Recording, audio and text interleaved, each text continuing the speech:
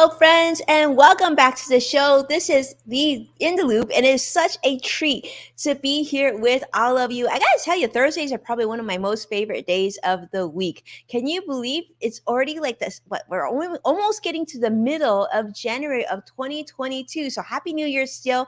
I guess we can keep talking about that. I mean, I don't know at what point do you stop, but time flies when you're having fun. As you know, Greg is going to be bringing us all the latest in tech to look forward to this year. And I'll be keeping you posted on what to watch in business finance as well. So thank you so much for being here, and know that, of course, you're part of the show. So we're going to be making sure that we share positive energy with you and encourage you to engage with us each and every show as well. A big welcome to In the Loop with Winnie and Greg. I'm Winnie Sun, longtime financial pro, CNBC council member, and I am here to be here with you because let's just say I think Greg is here. And if Greg is here, I want to be here. How are you, Greg? I'm doing good. It's so good to see you. And I love that positive energy going into this new year. And hello, everyone.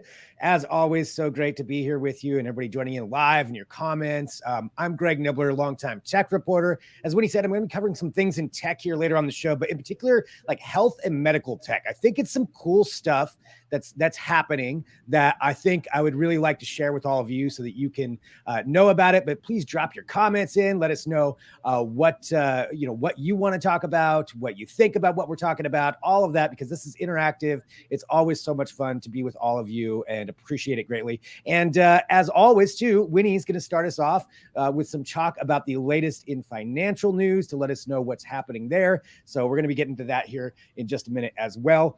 And Winnie, whenever you're ready, we'll go to that. But in regardless, we are ready. We are ready. All right, because I always want to know what's happening.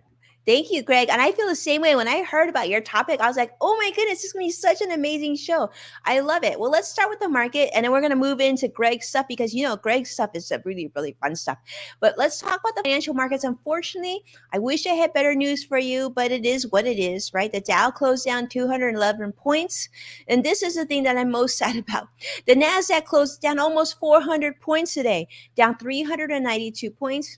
The S&P 500 also down 67 points. But knowledge is power. I mean, and we're celebrating this month Financial Wellness Month. So it's really important that we talk about this and other business topics to get you up to speed on your own financial well-being, because the more we talk about it, the more comfortable we are with these discussions, the better we are able to make good financial decisions for ourselves and our businesses and our loved ones and all that good stuff. Well, here's what's going on in the news. And this is things that you should be paying attention to because it will have an impact in your financial life. And that is, the Labor Department just announced today the new unemployment claims that just occurred last week. Unfortunately, unemployment numbers have increased. They jumped to 230,000 last week. That's certainly higher than expected, meaning more Americans filed for unemployment for the first time. Still lower compared to pre-pandemic levels, but it is what it is. It's not something that we like to see. The other thing that jumped also is mortgage rates. Now, I've been talking about this for the last few weeks, certainly the last 6 months, that we're expecting rates to jump. Well, they certainly are. They're jumping pretty quickly. So if you haven't seen them lately, let me just tell you, rates jumped from it was like in the low two, like sort of the mid twos, low twos, then it jumped to about 3%. Then like last week, it was about 3.33%. Well, this week it's close to 3.5% on most 30-year fixed rate mortgages, which, as you know, is also one of the most popular mortgages for those people, for individuals looking to buy a home. Now, that's important to note because this is now increasing. This is actually the highest rate since March of 2020. So a pretty significant jump. Also, mortgage applications rose about 2% last week. So people still are looking to apply, I guess, to purchasing new homes. But if you're still on the fence and you haven't refinanced yet, this is like full on time to get going. Okay. So if you're able to, this is the time to definitely reach out to someone that maybe your bank or mortgage company, and you want to just get on top of that.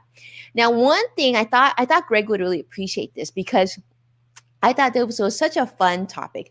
Now, I used to be a Girl Scout. I used to be a brownie. I remember, and we would sell Girl Scout cookies. Well, this year, Greg will be very proud. Girl Scouts across the United States are now going to be kicking off the return of cookie season. However, this is what's really fun. Unlike previous seasons, I'm guessing because of COVID and technology and whatnot, they're actually going to incorporate a hybrid selling model of online ordering and in-person selling of cookies. And they're going to be doing these virtual cookie booths to drive through contactless cookie stands. Maybe they'll even do curbside cookies, but you're gonna be able to get your Girl Scout cookies, and it's gonna be like it's gonna be full of tech. Greg, have you heard this? Because I thought that was pretty cool. Yeah, Cross-X Fighter, a brownie is basically a younger Girl Scout. They call you brownies because your clothing, like all the uniforms, all brown. So yes.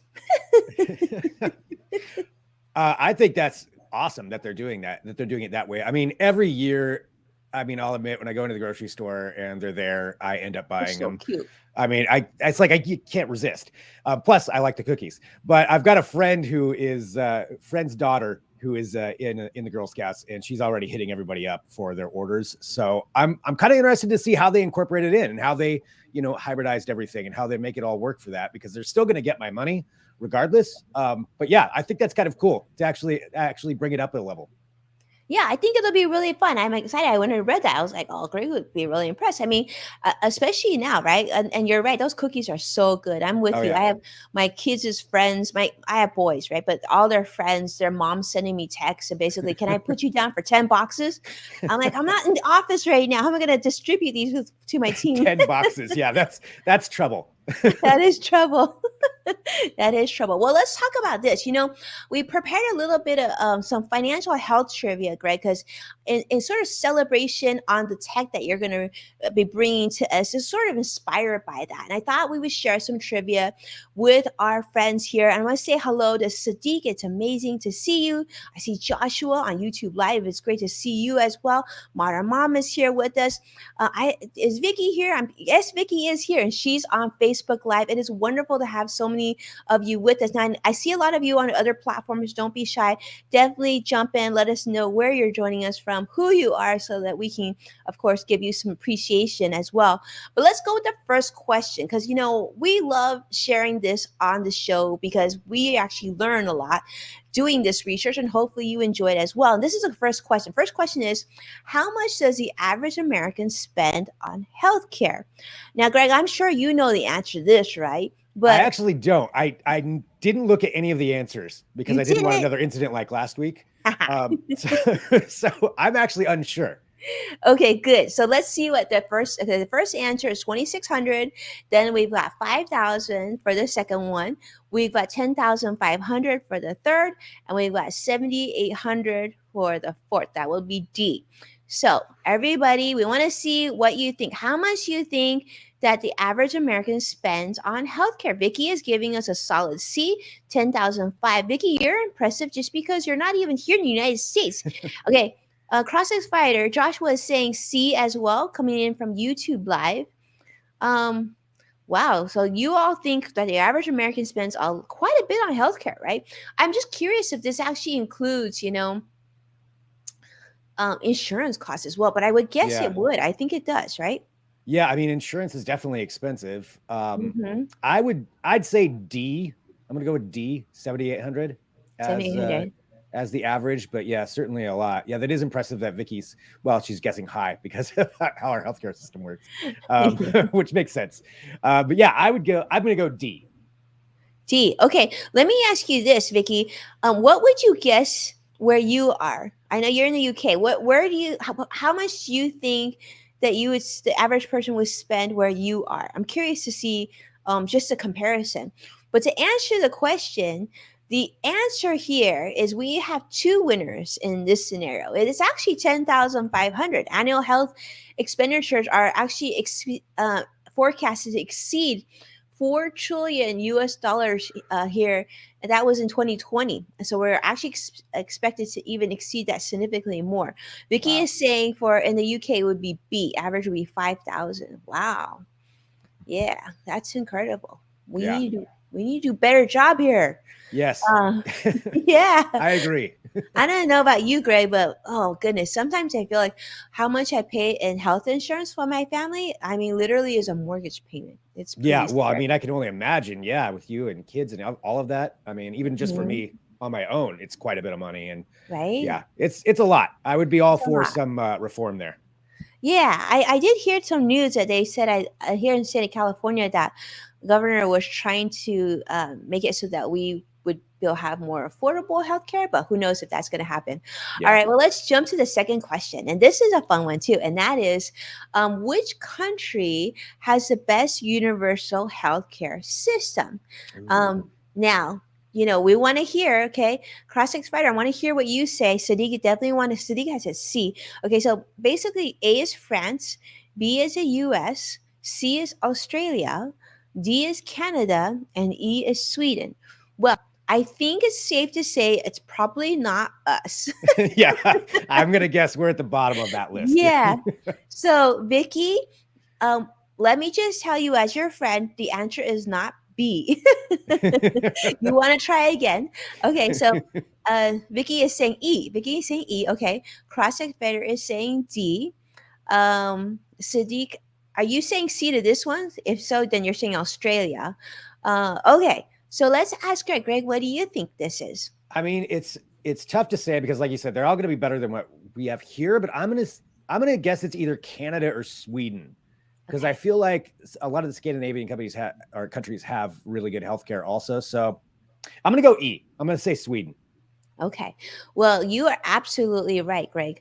It is absolutely Sweden's. They have actually their healthcare system is well.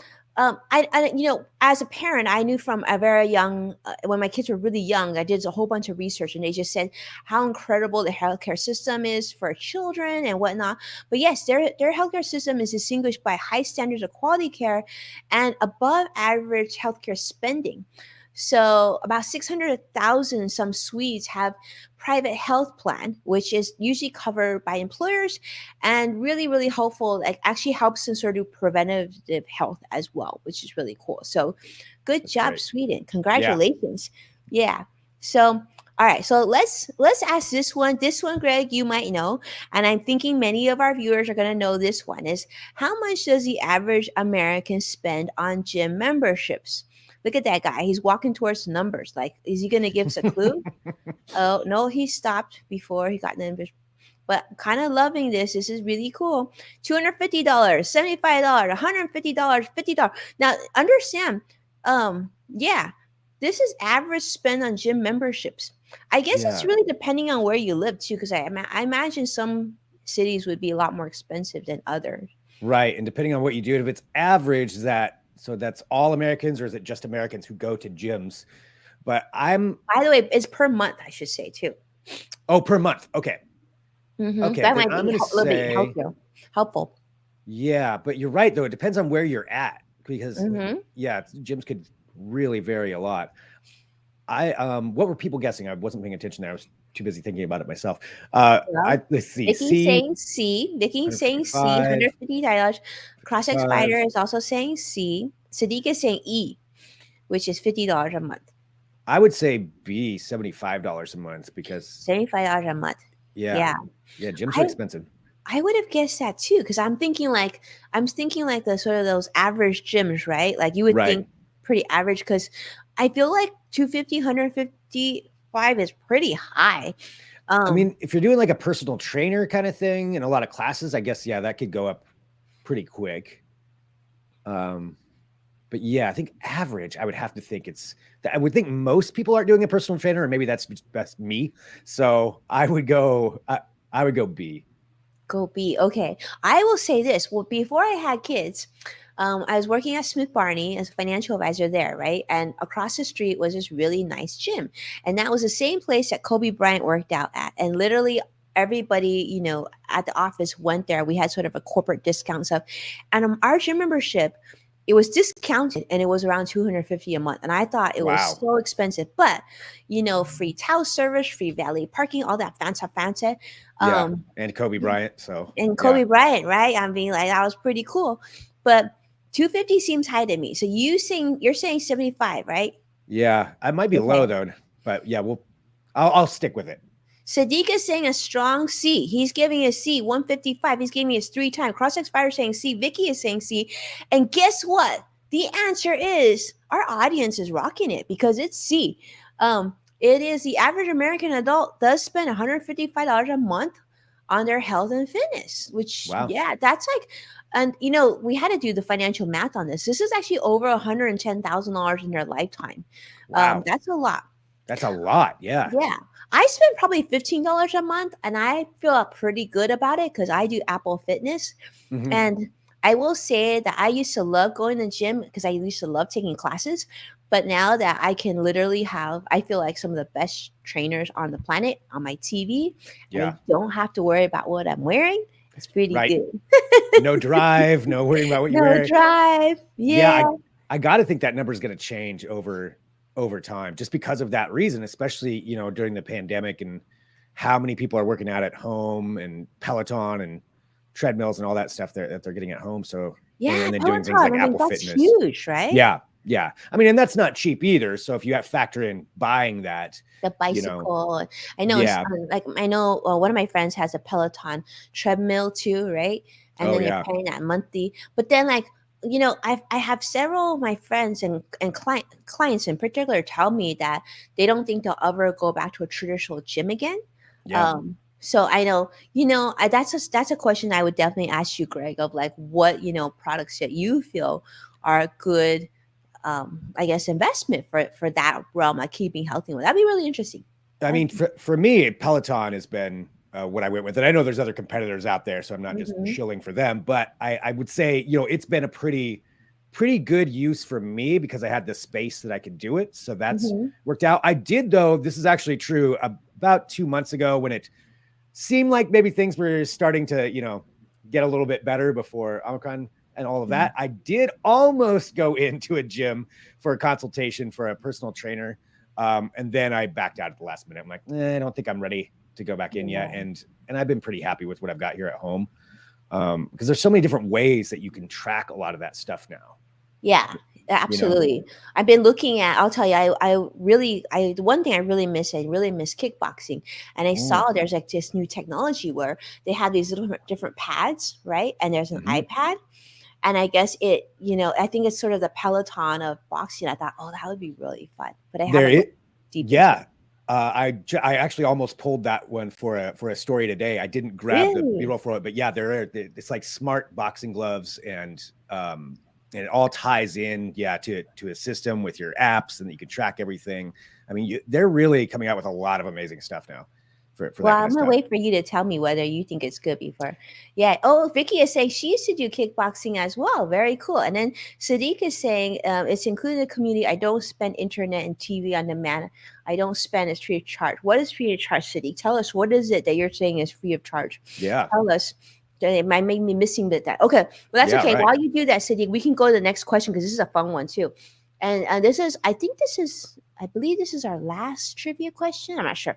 But which was the healthiest country in the world in 2021? Ooh, this is a good question, Hmm. especially during the pandemic. So Yeah. would it be Spain? Would it be Japan, Iceland, England, or Singapore? The Wow. That's a healthiest tough country. question. Mm-hmm. Because you'd have to think about who's staying home, who's monitoring what's going on, who's actually going out, who took COVID restrictions very seriously, because I imagine that would be factored in there too. So healthiest country in the world. Okay, so let's hear. What do you all think? What do Yeah. you think? Who do you think is the healthiest? I'm gonna say that I know typically Japan is considered really healthy, right? Like I know they have this blue zone, and I know the diet consists a lot of seafood and whatnot. Yeah. So I'm gonna guess that Japan is definitely a very healthy country, and Yeah. I'm gonna guess that like I don't know. I don't know. I'm guessing Spain is also really healthy, especially I'm guessing they have a lot of sunlight hours and I know a lot of physical activity.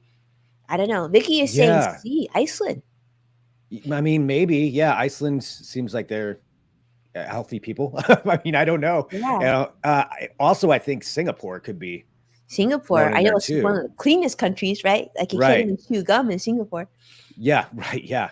Yeah. Man, Sadiqa saying A. Sadiqa saying Spain. Classic Fighter saying Japan. Vicky is saying Iceland. Iceland. What is Greg saying? I'm gonna go with what you said. I think Japan. Japan seems like they would that would. I mean, it's probably close for all of these, but I would say Japan. Yeah. And England's here too. So I'm gonna guess that these five countries are very, very healthy. So and then Vicky's saying not sure from the above. Okay. Yeah. Okay. Well, I mean, it's good. They must be all doing something right. And we see that guardian back is really cute. So actually, interesting enough, the answer ends up being it actually is Spain, is A. Huh. So Sadiq is absolutely right. Spain is the healthiest country in the world, ranking number one on the global health index.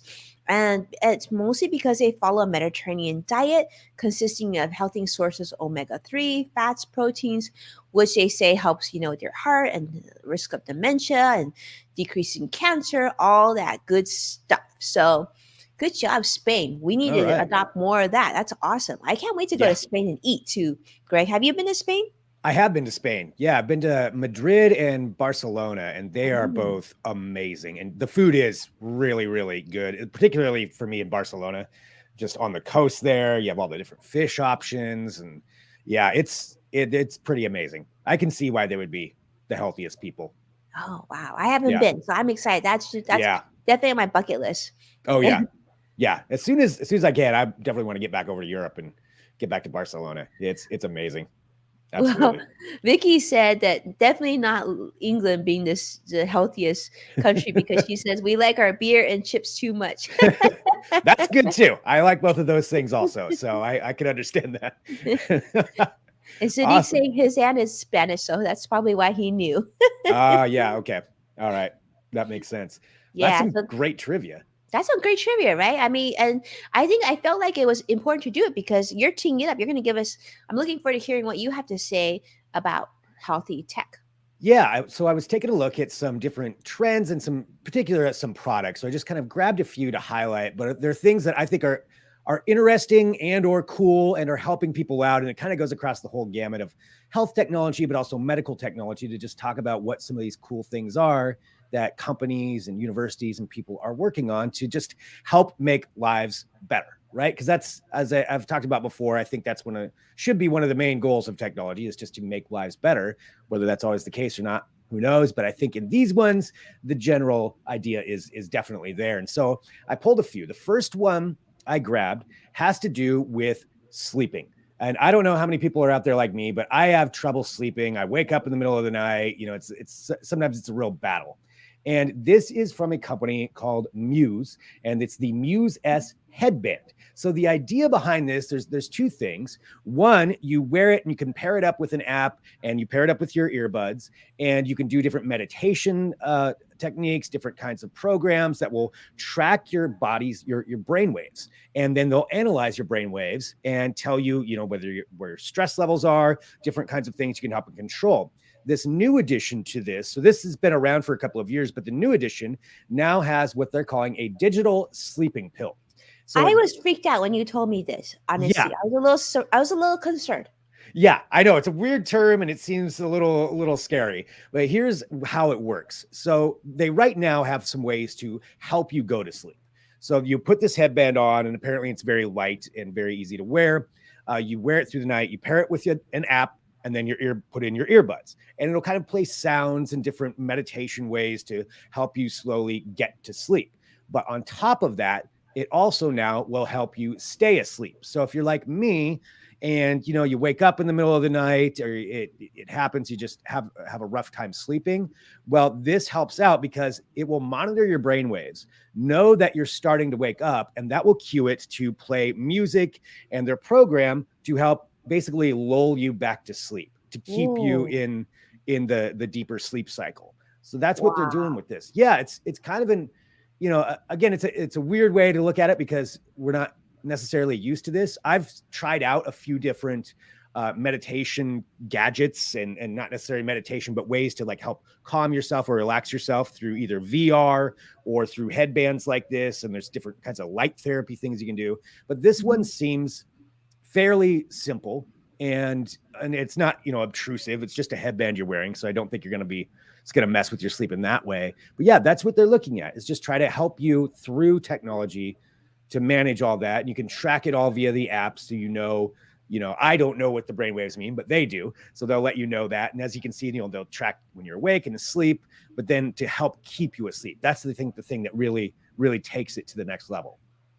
Yeah, Vicky is saying awesome. Sounds like a great aid. I gotta say that we're definitely going live on Modern Mom right now. I can almost hear them in my head right now saying like, can I use this on my baby to keep my baby asleep? I Yeah. actually thought it was actually going to be a digital sleeping pill when I saw you mentioned this earlier. But I guess one of the questions that I know we've been asked several times is, how safe is this? Because, we've been told that you shouldn't keep your phone too close to the bed, right?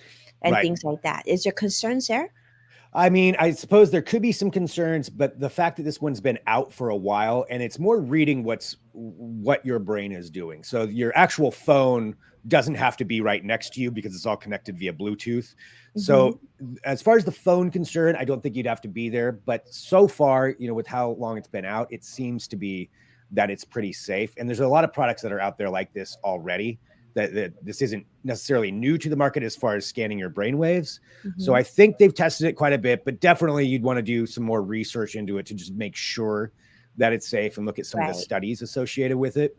But I don't want to say what's safe or not for everybody, but I think the technology has been tested. So I would imagine it's no worse than, putting a phone next to your ear all day long. I don't think it's going to be Yeah. any worse than that. That's what we would say. Ask your doctor, see Yeah. what they think. But this technology is really, really, it's so fascinating. I'm curious. Greg, would you try this? Yeah, I definitely would. I'm actually going to be reaching out to them to see if I can get one to test this out, because I'm not really big on sleeping with earbuds, but if it's something like that's going to help me, then I think I'd be interested in trying it out. Yeah, Yeah. definitely. Well, we I, want to let us know. Yeah, let us know how it yeah, works. yeah, I certainly will. I've tried out some other ones that are like this. There was a VR program for a while that I actually got a test unit of, and you'd watch VR and you could control like your heart rate and your brain wave, and it'd train you through this little game that you would do to help you relax. And it was really fascinating how it worked. And you really could, start to understand a little bit more about how your body functions and ways that you can calm yourself down, or if you're stressed out, anxiety, all that. So there's some really cool stuff in that field that's coming out to help people out. And a lot of companies are working on that. This was just the one that I pulled. Yeah, that kind of health technology for mental well-being or mental health, I guess, in that field. And I suppose sleep goes with that too, for physical and mental, right? Like it's really cool what people are working on. It looks really cool. And Vicky said Yeah. she would definitely try. Yeah. And it says CrossX Fighter says that he might need one. So Yeah. yeah, very Yeah. cool. I know Well, at if I first Vicky was saying digital sleeping pill. She was a little worried about that too. I know. Yeah, the name is probably a little bit concerning for people, the marketing on Yeah, there. maybe call it like maybe call it a sleeping headband. I Yeah, mean, digital sleeping pill does sound really it's freaky. the pill. It's the pill part that, It's yeah. a pill part, right? Maybe They if they get to said swallow aid, something. maybe, that might be a little better. But yeah, yeah, digital sleeping pill sounds like it's some kind of pill you take, and then it's electronics in your body, which they are working on that stuff too. But that's not what this one is. So Yeah, that's no very cool. concern there. So yeah, so we've got that. And then I was trying to, just take a look again. It's a very broad field. So I'm just kind of highlighting a few things and a few products to give an idea of where we're going with medical and health technology, to going back to that, to help improve lives. And sometimes that could be in the workplace, or whether that's somebody who has a mobility issue. And that's why I want to take a look at exoskeletons. So exoskeletons, to explain that, is really what it is, but not as terms of like the animal kingdom. It's in exoskeletons, is the way we're going to talk about them, have to do with mechanics that you wear that essentially give you more strength, give you more power in your limbs, or even make your limbs mobile when they weren't before. So this particular one I Wow. grabbed as an example. It's from a company called German Bionic, and there is the Cray X. This is the Cray X exoskeleton. So the way it works, you put this on, you strap it on, you've got it in those different ways. It gives you up to 66 pounds more lifting power. So, Whoa. right? So it gives you, I mean, basically it's kind of like an Iron Man suit. And that's what it's doing. It's like a little bit of what Iron Man would be able to do, because you can grab things, you can lift much heavier objects, or even, lighter objects that you normally lift, but without that pain that could come from the physical labor of that. And you can do that with this kind of machine. So I think they're pretty, especially in the workplace. That's where a lot of these are being applied at first. And there's companies that are already using these now. I think Hyundai, I believe it's Hyundai, and a few other companies already have them. IKEA, actually, I believe, was one of the companies that uses this in some of their warehouses. How smart. Yeah, because it takes that pressure off of your back, pressure off of your legs, and really can help people out in that aspect. And this is just one of them. There's a lot more that are out there that some of them are fully functional. Some of them they're trying to test to help give people mobility back in their legs. Say that even potentially some paralysis, to where you'd be able to walk with an actual mechanical exoskeleton. Like that field, to me, that's a really, really fun field to follow, and how it can help people out and how it can change your life, or just make things easier for you. And plus, it's kind of cool to have super strength, right? I wouldn't mind just using it around the house just to lift heavy things for no reason at all. Are you gonna go around lifting things? I feel like I can Right. see you go around lifting the sofa, lifting TV. Yeah, exactly. Yeah, for no reason, but just to do it. If I can lift the car up, and that'd be pretty cool. But yeah, it's just kind of fascinating where that's going. I have tried out some exoskeletons before as well, and they're really, it's really kind of trippy. There was one I tried. This was at CES, I believe, CES 2020, the last time I was there in person, and it was an exoskeleton particularly for your legs. And it was this guy who he was an avid skier. He'd gotten in an accident, and his legs just couldn't hold up that well for skiing anymore. So he wanted to develop something that would give him power back and able to do it. I think that was my camera, so I might need to fix that here in just a second. Yeah, I may have to get up and go fix that. I don't know why. I can still hear you. I'll pretend. Okay, go ahead. Okay. Go. We'll do this. That's okay. Oh, my card just corrupted. All right. So anyway, blah, blah, blah, blah, blah, blah. And now we see about the exoskeleton. The exoskeletons are very neat. They can do a lot of things for you. You know what? I'm going to fix this really quick. I'll be right back. Woody, maybe people have thoughts on exoskeletons. Tell us about this. So, what I was thinking, I actually jotted this down when Greg was talking about this. All this technology is getting me thinking. Obviously, we want to try it, see if it works, right? And Greg was saying, like, with this suit, people are being stronger, doing things like lifting things. And I love the idea that they're going to have this available for their employees at IKEA and companies like that have like a lot of heavy lifting. But then it got me thinking, like for the normal household, you don't necessarily want all this equipment around. Like many of us can't store this equipment at home. So I can see there being a really good business idea of like maybe like, at different stores, or maybe even like the Best Buys or Home Depots or Lowe's, be able to rent this type of equipment to use on a single use basis. And then you can return it, right? So that way nothing's being, it's a better sharing of resources, right, Greg? Yes, absolutely. Yeah, I think renting them out would be one way to do them. And I think for a lot of the companies that are using these, they kind of do it on a rental basis. But it's pretty cool technology to be able to, think about some of the different ways that could actually help people out. And sorry for my camera mishap. I am back, but yeah, it's pretty exciting. It's an exciting field. It is exciting. That people are working on with it. So that's kind of the exoskeleton side. I actually really love that, Greg, because so often, my husband or my sons, they're like, they can lift everything so quickly. And I'm with Vicky, like that would make us Supergirl. And I'm good with that, Vicky. Yeah. Good with that. Yeah, right. We're getting into the realm of superheroes here with exoskeletons. So yeah, it's pretty fun. And if people want to look up more of that, there's a whole rabbit hole you can go down of all kinds of different ones. I mentioned, the skiing one that I tried. So it was pretty cool because you really could feel that it was like effortless standing up, and you could lean all the way back, and there was no pressure, no pain. Like it was strange feeling, but really cool how people are working on stuff like that. So that is cool. The exoskeleton side of things. Exoskeleton. Very cool. All right. So again, talking about different ways, that technology is helping to improve lives. I wanted to go to the next the next level and some medical tech that I think is pretty fascinating. And this has to do with prosthetics.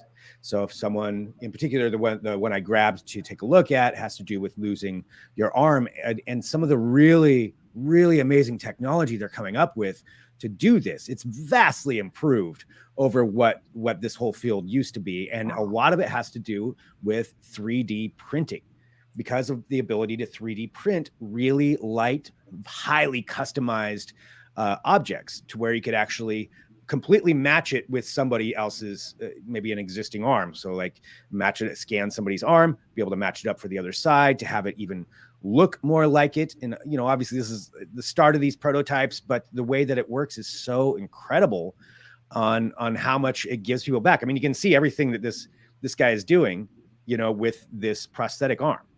And this company is one of them that's kind of leading the way on a lot of that. They're called Unlimited Tomorrow. Wanted to make sure I got their name right. And they're calling them Bionic Arms. So it's a bionic arm because it does have technology in there and electronics that are powering it and allowing it to do these different things. And they can customize it to each individual person. So they're thinking this, and there's different muscle that works in there, the way that it interacts with the arm, but then they're able to have all these different functionalities. I think it was like 36 different ways that you can utilize this thing, something along those lines, but it only weighs 1.5 pounds. And that's the other thing, 1.5 pounds. Rick, how does it know to do that?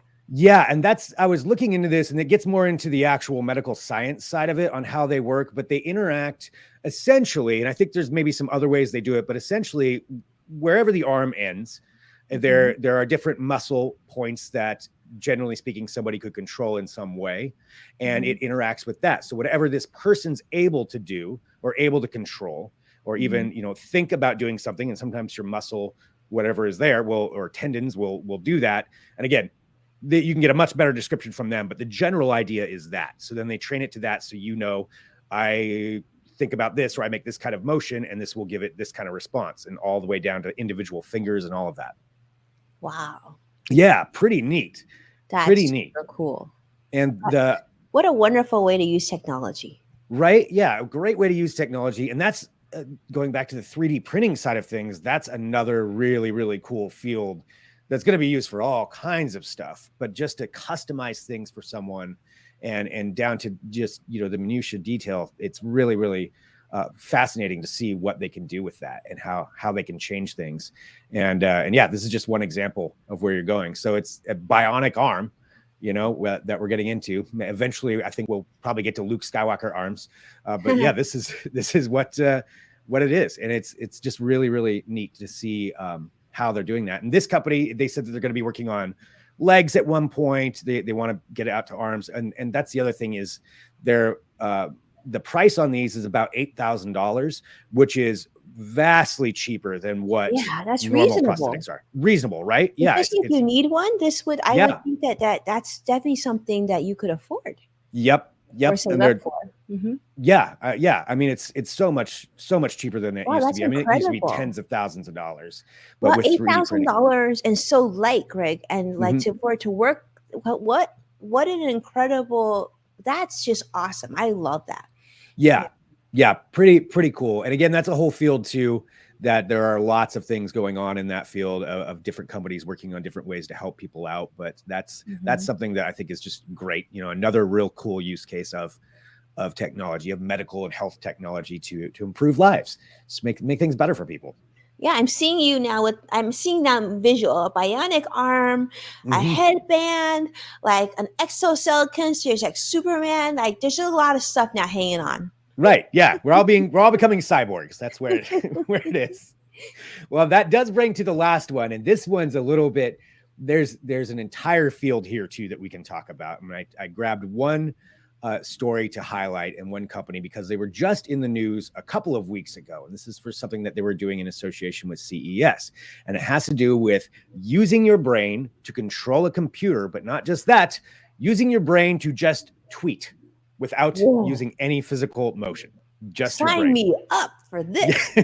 You can get your thoughts directly to Twitter. I don't know if that's good for everybody or not, but it definitely helps for this person.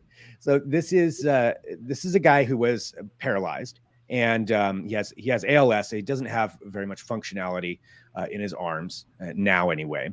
And what they've done, so the company, I want to make sure I get the names right here. So I'm taking a look. The company is called Syncron, and what they're using is a brain interface a brain computer interface called a BCI to do all this controlling. So the basic idea of how it works, they insert there's a transmitter that is inserted into a blood vessel in your brain. They said you don't need open brain surgery for it. It's pretty quick in and out. And because it's there, it's able to sense, again, your brain waves and what you're thinking about. So this guy said the way that he trained it to use it to begin with is it also has, an interface with the actual computer itself, and it can track your eyes as well. But he would think about moving his left ankle. Even though physically he can't do it, he would think about it, and the brain sends a certain signal that way, even though it doesn't happen.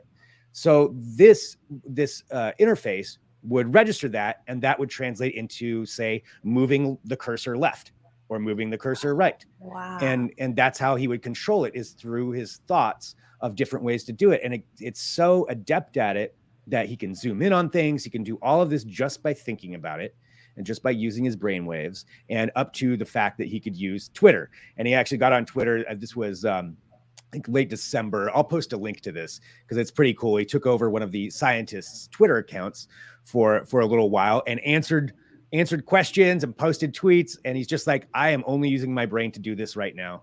And I'm interacting with all of you. Right? That's incredible. It's so incredible. So neat to see where that's going. And sometimes that can be a little intimidating, inserting stuff into the brain, but this is what they're doing. And there's certainly a lot of other companies. Yeah, there he is right there. Curtis is always on it. And that's showing him kind of using that and trying this out, this particular version that they've got. There's other companies that are working on some different ways too, like Neuralink, which is one of Elon Musk's companies. They demonstrated some things with a monkey earlier, not earlier this year, earlier last year, and to where it could control things all through its brain. And they said that they're going to be, they might already be in human trials, but we're going to find out more this year. And I think this is going to be a really big field. I think there's going to be a lot of breakthroughs, I feel like, this year in this kind of technology, in basically neural technology, I suppose, for a lack of a better word, brain computer interfaces. It's kind of merging some of that together. And again, whether that's something everybody wants or not, I can totally understand that. This gets into real sci-fi stuff, but for that purpose, bringing back some functionality for someone, that's, I think, a great use of it. I love this. Well, I love all the items that you selected for us, Greg.